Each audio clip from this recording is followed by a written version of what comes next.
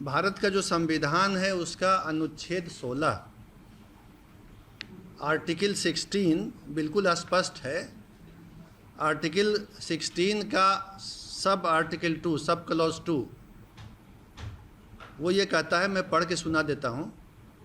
राज्य के अधीन किसी नियोजन या पद के संबंध में केवल धर्म, मूल वंश, जाति, लिंग, उद्भाव, जन्म स्थान, निवास, ध्यान देंगे, जन्म स्थान, निवास या इनमें से किसी के आधार पर न तो कोई नागरिक अपात्र होगा और न उससे विभेद किया जाएगा।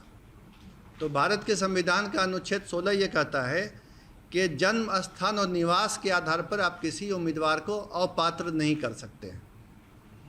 ये नहीं कह सकते हैं कि किसी राज्य से बाहर अगर किसी का जन्म स्थान या निवास है तो वो इस चयन प्रक्रिया में पात्र होने के लिए अपात्र है, अयोग्य है, ये नहीं किया जा सकता है। अगर ऐसी कोई प्रक्रिया चलेगी तो वो गैर कानूनी भी होगी और असंवैधानिक भी होगी।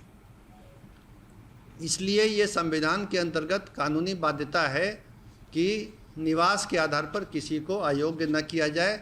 पूरे देश के लोग इस परीक्षा में शामिल होने के लिए पात्र हों।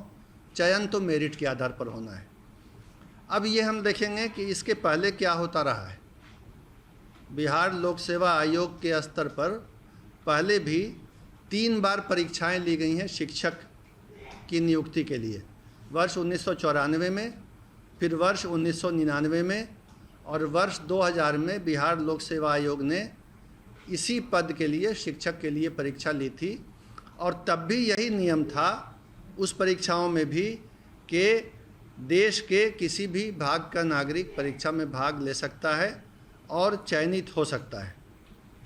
और इसके आलोक में ही पहले चयन हुआ है।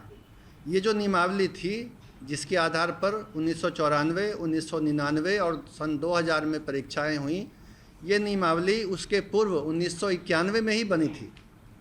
उसमें स्थानीय निवासी का प्रावधान नहीं था। और इस कारण से इस बार भी जो बिहार लोक सेवा आयोग से परीक्षा होगी उसमें बिहार का निवासी होने का प्रावधान नहीं रखा जा सकता है।